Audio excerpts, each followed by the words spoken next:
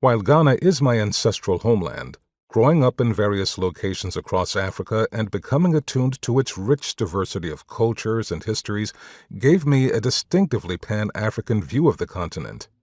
After this formative experience, I went on to document all 54 African capital cities during a 10-year period spent investigating the role of architecture in the making of urban space. This became a study less about the construction of symbolic urban objects than about the synthesis of cultures going back over several centuries.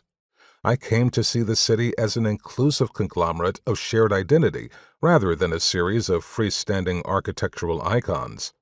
A similar ethos drives this book, which seeks to understand African kingdoms not by the usual historical periods, but on their own unique evolutionary terms. Through my research, it became clear to me that the political map of Africa has distorted our capacity to recognize the diversity of its cultures and the critical role of geography in shaping its histories. I developed a different kind of map of the continent, which became the basis for classifying its capital cities according to their position in one of 6 geographic terrains.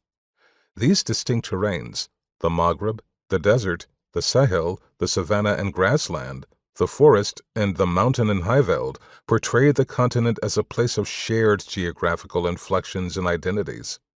It is this range of terrains that has enabled such diverse kingdoms to emerge and mutate within a single continental plate.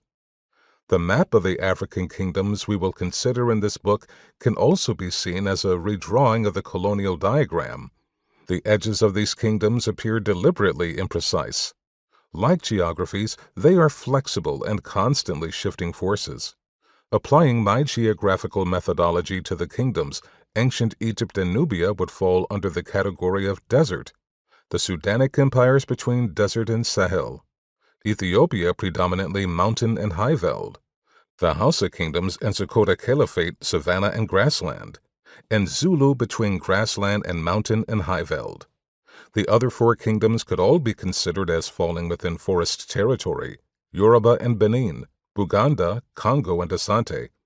This reflects the contemporary situation where the forest region has the largest number of capitals, many of which are port cities. While the forest itself has often been cleared, the combination of heat and moisture and consequent settlement patterns still determine the character of these places. This book offers a critical reclaiming of African kingdoms.